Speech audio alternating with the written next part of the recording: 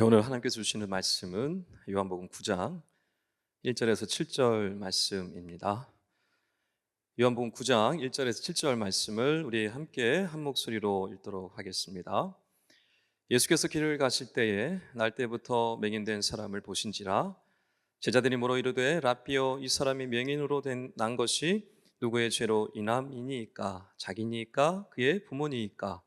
예수께서 대답하시되 이 사람이나 그 부모의 죄로 인한 것이 아니라 그에게서 하나님이 하시는 일을 나타내고자 하심이라.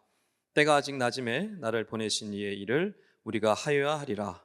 밤이 오리니 그때는 아무도 일할 수 없느니라. 내가 세상에 있는 동안에는 세상의 빛이로라. 이 말씀을 하시고 땅에 침을 뱉어 진흙을 이겨 그의 눈에 바르시고 이르시되 실로암 못에 가서 씻으라 하시니, 실로암은 번역하면 보냄을 받았다는 뜻이라. 이에 가서 씻고 밝은 눈으로 왔더라. 아멘. 할렐루야. 반갑습니다. 우리 서로 한번 인사하겠습니다. 잘 오셨습니다. 축복합니다. 잘 오셨습니다. 지난 한 달 동안 사람이라는 주제로 말씀을 나눴습니다. 혹시 기억하십니까? 지난달 설교 주제가 제목이 사람이었습니다. 기억하고 계시죠? 예. 첫 번째 주 혹시 기억나십니까? 제목? 예. 아름다운 사람입니다. 아름다운 사람. 둘째 주 기억나십니까? 볼 줄 아는 사람이었고요. 셋째 주는요? 선을 이루는 사람이었습니다. 넷째 주는 지난주는 옷 잘 입는 사람. 이제 지난주니까 조금 생각이 나시는 것 같습니다. 사람이라는 주제로 4주 동안 여러분 말씀을 나눴습니다. 아름다운 사람은 선을 행하는 사람이다 라고 얘기했고요. 볼 줄 아는 사람은 맹인 바디메오처럼 믿음의 눈을 가진 사람이 진짜 볼 줄 아는 사람이다 라는 말씀을 나눴습니다. 또 선을 이루는 사람은 하나님의 섭리 안에서 예수 그리스도를 닮아가는 사람이 선을 이루는 사람이다 그랬습니다. 지난주에 옷 잘 입는 사람은 그리스도로 옷 입고 용서와 감사의 옷을 입는 사람이 옷 잘 입는 사람이다 라고 말씀을 나눴습니다. 여러분, 우리는 모두 사람다운 사람이 되어야 합니다. 그저 그런 사람이 아니라 세상과 다른 좀 특별한 사람이 되어야 합니다. 여러분 옆에 있는 사람들이 여러분을 볼 때, 야, 저 사람 참 다르다. 저 사람 참 특별하다. 저 사람 뭔가 배울 점이 있다. 라는 소리를 들어야 합니다. 그래서 세상에 영향을 받는 사람이 아니라 세상에 영향을 줄 수 있는 사람, 또 시대의 흐름을 따르는 사람이 아니라 시대의 흐름을 만들 수 있는 사람이 되어야 합니다. 지난 4주 동안 여러분 말씀 나눴던 거 잘 기억하셨으면 좋겠고, 또 기억이 안 나시면 영상도 다시 돌려보시면 좋을 것 같습니다. 그래서 우리가 이렇게 아름다운 사람으로 살아갈 때, 사람다운 사람으로 살아갈 때 세상은 더 이상 그리스도인들을 향해서 손가락질하지 않을 겁니다. 교회를 정죄하지 않을 겁니다. 누구한테 책임이 있을까요? 저와 여러분에게 있습니다. 그래서 바라옵기는 여러분이 정말 아름다운 사람으로 살아갔으면 좋겠고, 또 하나님께 주신 귀한 달란트들을 세상에서 잘 드러내셨으면 좋겠습니다. 그래서 여러분이 세상 가운데서 조금 다른 사람, 특별한 사람, 구별된 사람으로 살아가셔서 세상에 선한 영향력을 끼치시고 또 많은 사람들을 주께로 인도하는 데에 쓰임 받으시는 우리 싱크 청년들 다 되시기를 주님이랑 축원합니다. 코로나 이후에 병원 신방을 거의 할 수가 없습니다. 병원마다 방역 시스템이 굉장히 아주 강력하게 발달이 되어서 병원 신방을 갈 수가 없습니다. 코로나 전에는 병원 신방을 참 많이 다녔던 것 같습니다. 성도님들 찾아가서 기도해주고 또 병을 놓고 함께 울어주고 했던 기억들이 있습니다. 그때마다 이제 병원 신방을 가면 성도님들이 나중에 이제 찾아오셔서 이렇게 얘기합니다. 목사님이 기도해 주셔서 잘 치료되었습니다. 감사합니다. 그런 이야기를 들을 때마다 사실 기분이 좋죠. 근데 한편으로는 여전히 병환 중에 있는 분들, 그리고 어떤 분들은 병 중에 있다가 고침 받지 못하고 소천하신 분들, 그런 분들을 볼 때마다 이런 생각이 들었습니다. 내가 더 기도를 못해서 그런 건 아닐까? 내가 더 하나님께 부르짖지 않아서 그런 건 아닐까라는 마음에 굉장히 큰 마음의 아픔이 있었습니다. 그래서 이런 생각이 들었어요. 하나님은 왜 우리에게 질병을 허락하실까? 하나님 왜 우리에게 장애를 허락하실까? 여러분들 주변에서 중한 질병이나 장애를 가지고 태어나신 분들을 보신 적이 있으실 거예요. 어떤 마음이 드십니까?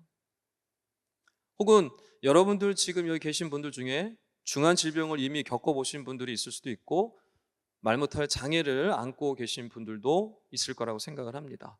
여러분, 하나님께서 왜 우리에게 이와 같이 누군가에겐 장애를 주시고 또 누군가에게는 말할 수 없는 고통스러운 질병을 허락하시는 걸까요? 왜요? 왜? 오늘 본문 말씀에 보면 시각 장애인이 등장합니다. 성경은 맹인이라고 말씀하고 있죠. 이 맹인이 1절 말씀에 보니까 날 때부터 맹인이었다라고 얘기합니다. 태어날 때부터 앞을 보지 못한 사람입니다. 여러분, 당시에 이런 장애를 가지고 태어난다라는 것은 심각한 문제가 있었습니다. 또 중한 질병도 마찬가지인데요. 사람들이 뭐라고 생각했냐면 저 사람은 하나님의 저주를 받았구나라고 생각했습니다. 하나님이 저주를 내릴 만한 뭔가 잘못한 일을 있거나 죄를 지었겠다라는 생각을 누구나 다 가지고 있었습니다. 그래서 장애를 가지고 있거나 중한 질병에 걸린 사람들은 사람들이 회피했고 멀리했고 조롱했습니다. 죄인 취급했습니다. 그런 시대입니다. 그래서 오늘 말씀에 2절의 말씀에 보면 제자들이 예수님께 이렇게 묻습니다. 예수님, 이 사람이 지금 맹인으로 태어난 것이 누구의 죄 때문입니까? 자기의 죄 때문입니까? 자기 부모의 죄 때문입니까? 라고 묻습니다. 이건 당연한 질문인 거예요. 근데 예수님께서 이 제자들에게 뭐라고 말씀하십니까? 그 누구의 죄 때문이 아니다. 그에게서 하나님이 하시는 일을 나타내고자 하심이라 라고 말씀해 주십니다. 당시 세상 사람들이 볼 때는 도저히 이해가 되지 않는 거예요. 분명히 잘못했기 때문에 저주를 받았기 때문에 심판을 받아서 장애가 되고 중한 질병이 걸린 건데 예수님은 전혀 다른 얘기를 하고 있는 거예요. 죄 때문이 아니다 라고 말씀하고 있는 겁니다. 세상 사람들의 생각을 완전히 뒤집는 것이죠. 그러면서 하나님이 하시는 일, 그것을 나타내기 위함이다 라고 말씀합니다. 여러분, 그렇다면 하나님이 하시는 일이라는 것은 뭘까요? 보통 많은 사람들이 하나님이 하시는 일이라고 뭐라고 생각하냐면 병을 고쳐주는 것을 하나님의 일이라고 생각을 하고 장애를 고쳐주는 것을 하나님이 하시는 일이다 라고 생각하는 경우들이 참 많습니다. 물론 틀린 것만은 아닙니다. 병을 고쳐주고 장애를 고쳐주고 하는 것 다 하나님이 하시는 일 중에 하나죠. 그런데 오늘 본문에서 예수님이 이 맹인을 앞에 두고 이 고쳐주는 것, 이 치유해 주는 것을 가지고 하나님이 하시는 일이다 라고 말씀하고 있는 걸까요? 이 맹인이 이 이야기를 듣고 어떤 생각을 했을까요? 그걸 한번 생각해 보면 됩니다. 여러분이 스스로 맹인이라고 한번 생각해 볼까요? 여러분이 중증 장애인이라고 한번 생각해 볼까요? 여러분이 아주 심각한 중한 질병에 걸렸다라고 한번 가정해 보기 바랍니다. 자, 그런데 누군가 여러분에게 지금 가까이 와서 얘기하는 거예요. 당신을 치료해 주는 것이 하나님이 하시는 일입니다 라고 누군가가 여러분에게 말씀한다면 여러분은 무슨 생각이 들겠습니까? 물론 치료해 준다고 하니까 고맙겠죠. 좋겠죠. 그러나 한편으로는 굉장히 잔인하게 들릴 수도 있습니다. 아니, 그럼 내가 지금 치료받기 위해서 중한 질병에 걸렸단 말인 거야? 내가 지금 고침받기 위해서 이런 장애를 가지게 됐다는 거야? 라는 질문이 생기지 않겠습니까? 만약에 하나님이 하시는 일이 단지 치료하고 고쳐주는 것이라면 지난날에 이 사람이 겪은 그 모든 고통과 고난과 그 시간들, 그 억울함들을 결코 설명해 줄 수가 없습니다.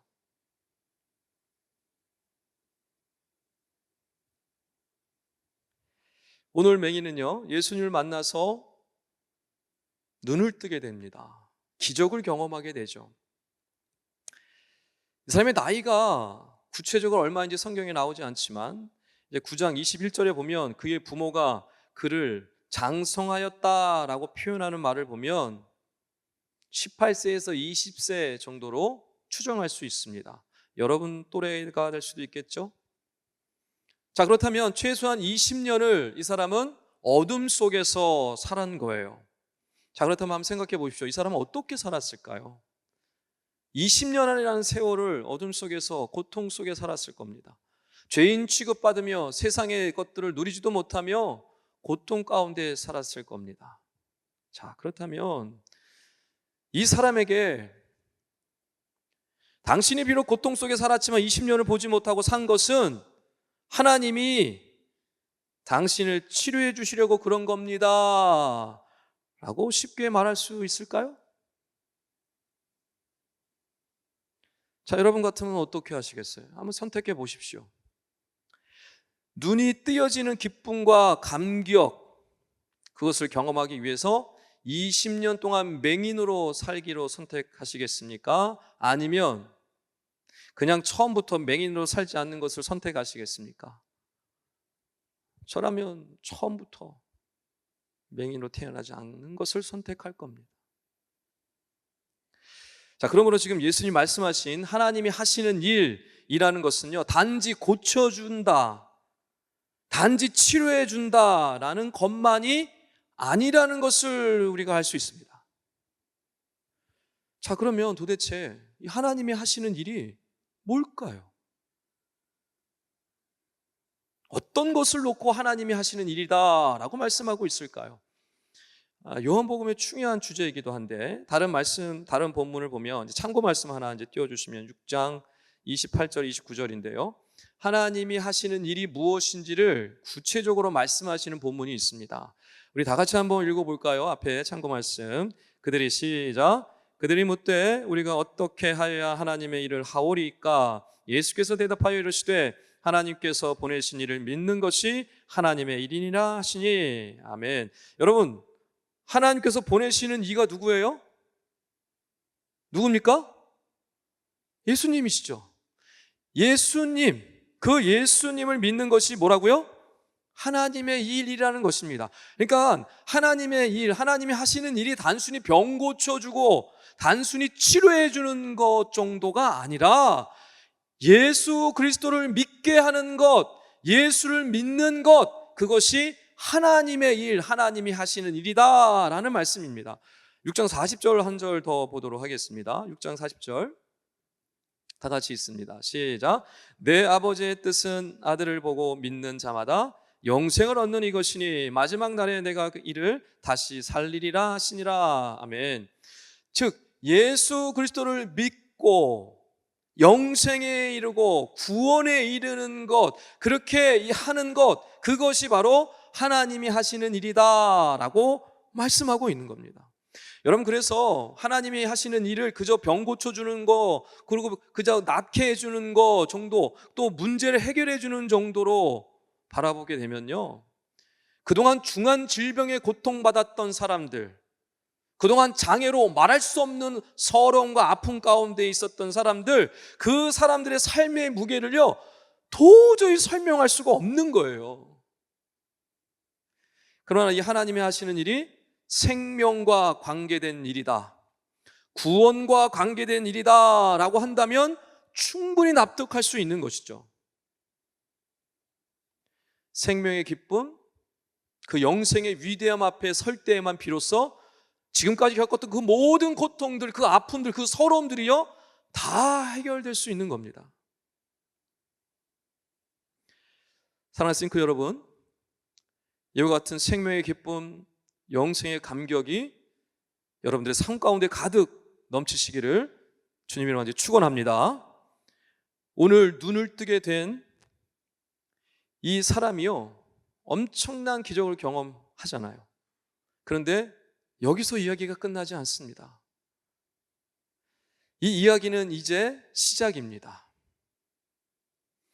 요한복음 9장 한 장 전체, 긴 이 9장 전체를 사도 요한은 아주 자세하게 설명해 주고 있습니다. 그저 예수님의 병 고쳐줬다라는 얘기면 9장을 길게 쓸 필요도 없습니다. 그저 기적을 경험한 그 사람이 좋아했다라고 끝맺으면 됩니다. 그런데 그게 아니에요. 9장 전체가 이 맹인이었던 사람이 눈 뜬 다음에 대한 이야기를 자세하게 기록하고 있습니다. 왜 그럴까요?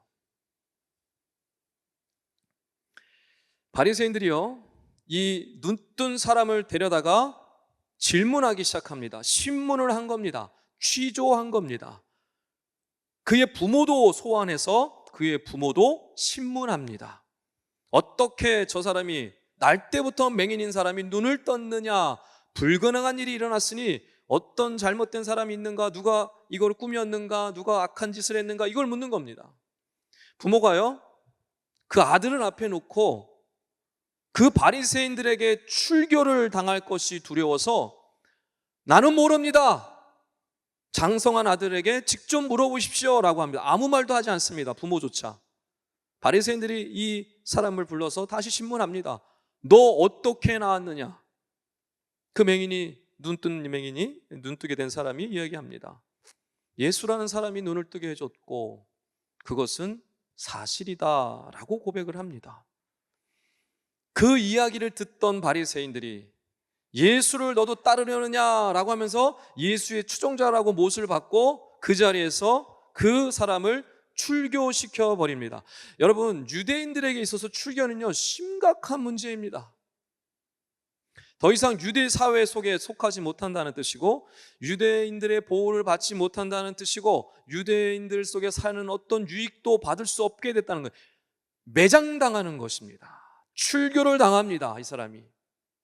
더 심각한 문제는 이제 이 사람은 유대인이었음에도 불구하고 출교당했다는 뜻은 뭐냐면 더 이상 유대인이 아니다, 즉 하나님의 백성이 아니다라는 재판을 받은 거하고 똑같습니다. 여러분 한번 생각해 보십시오. 이 사람이 눈을 뜬 기쁨은 잠시였습니다. 그보다 훨씬 더 심각한 문제가 지금 이 사람에게 닥친 거예요. 이 사람의 마음이 어땠을까요? 여러분, 우리에게 질병이 오고 중한 질병으로 오랫동안 고통당할 수 있죠. 그러다 그 질병이 나을 수도 있습니다.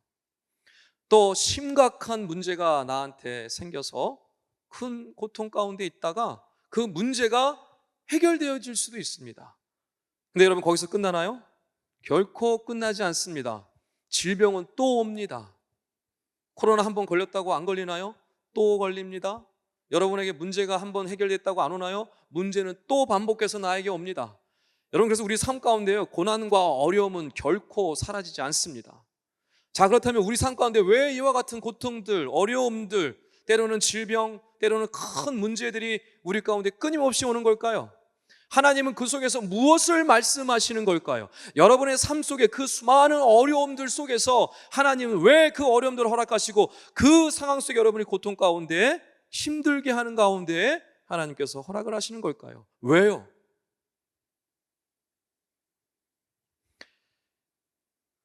다시 아까 나눴던 말씀을 질문합니다.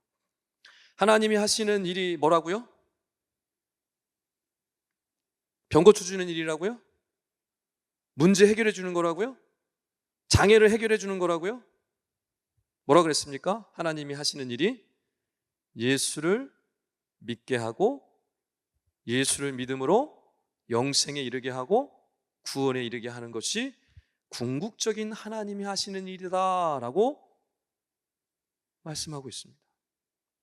자, 그럼 오늘 이 사람에게 왜 이와 같은 어려움들이 계속해서 일어나고 반복해서 일어나고 있을까요? 왜? 하나님이 하시는 일이 아직 끝나지 않았기 때문이죠. 하나님이 하시는 일이 아직 여러분 가운데 끝나지 않았기 때문입니다. 요한복음 9장 35절 38절 참고 말씀 한번 띄워주시면 감사하겠습니다. 예, 제가 읽겠습니다. 예수께서 그들이 그 사람을 쫓아냈다 하는 말을 들으셨더니 그를 만나사 이르시되 네가 인자를 믿느냐 대답하여 이르되 주여 그가 누구시오니까 내가 믿고자 하나이다. 예수께서 이르시되 네가 그를 보았거니와 지금 너와 말하는 자가 그이니라. 이르되 주여 내가 믿나이다 하고 절하는지라. 아멘. 여러분, 평생 맹인으로 사는 사람이에요. 그동안 당했던 고통과 아픔은 누구도 이해할 수 없는 아픔이었을 겁니다. 그리고 심지어 이제는 출교를 당하기까지 했어요. 부모로부터, 세상으로부터 버림받은 상황이 된 것입니다. 그런데 그 모든 것이 무엇이라는 거예요? 과정이라는 것입니다.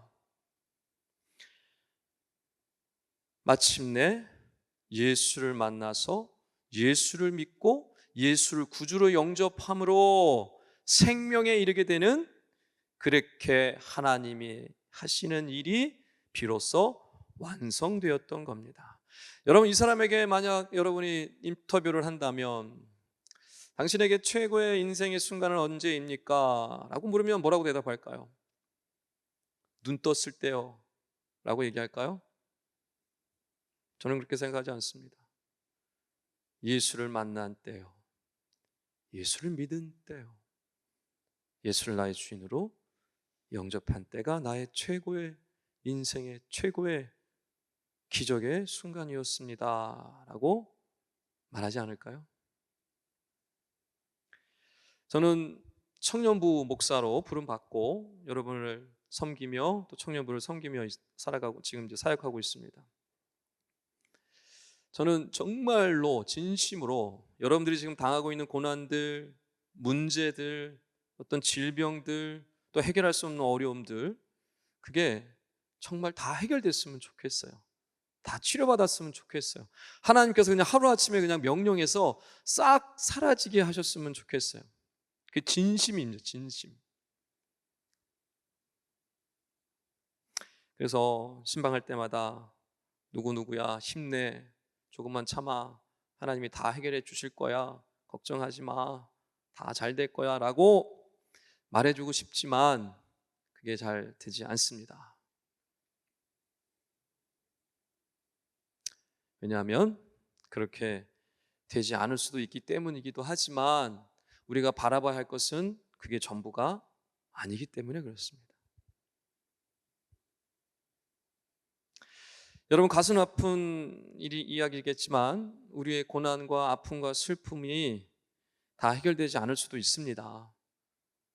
아프던 게 계속 아플 수도 있어요. 어려운 문제가 계속 어려운 걸로 남아 있을 수 있단 말이에요. 그러나 여러분, 그것들 통해서 우리에게 하나님이 하시는 일이 나타난다면, 그것을 통해서 우리가 예수를 만나고 예수를 영접하고 예수를 믿고 예수를 따라 살아가는 생명의 삶을 살아간다면 여전히 내게 고난이 있고 슬픔과 고통과 아픔이 있지만 살만하지 않을까요? 오히려 그 어려움 속에 있지만 기뻐하며 감사하며 즐거워하며 살 수 있지 않을까요? 저는 이곳에 있는 우리 모든 청년들이 상황은 다 다르지만 모두 다 하나님이 하시는 일 가운데 있다고 저는 확신합니다. 과정도 다르고 상황도 다르고 다 다르겠죠.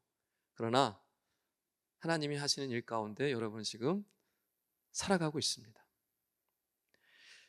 그러나 여러분, 그 어려움들이 있다고 해서 하나님께 너무 섭섭한 마음 안 가지셨으면 좋겠습니다. 너무 원망불평 안 하셨으면 좋겠습니다. 하나님이 하시는 일을 믿는다면 오히려 눈을 들어 주님이 여러분을 위해서 지금도 일하고 계시다는 것을 바라보셨으면 좋겠습니다. 하나님의 사랑에서 그 어떤 것도 우리를 끊을 수 없다는 이 엄청난 사실에 감사하시며 살아셨으면 좋겠습니다. 더 이상 원망불평하는 사는 삶이 아니라, 누구누구 탓하며 살아가는 삶이 아니라, 하나님이 나를 위해 지금도 일하고 계시다는 사실을 기억하면서 기쁨으로 나가셨으면 좋겠습니다. 이 마지막 고백, 이 사람이 했던 마지막 고백, 주여 내가 믿나이다 하고 절하는지라. 이 고백이, 이 모습이 여러분의 고백이요, 여러분의 모습이 되었으면 좋겠습니다. 이제 이 어려움 가운데, 여러분 가운데 힘든 일들이 있고 고난들이 찾아온다고 하더라도 오늘 말씀처럼 나는 하나님이 하시는 일 가운데 있다라는 사실을 기억하시고, 어렵고 힘든 삶의 여정이지만 멋지게, 당당하게, 담대하게 한 걸음씩 한 걸음씩 나아가시는 우리 싱크 청년들 다 되시기를 주님의 이름으로 간절히 축복합니다.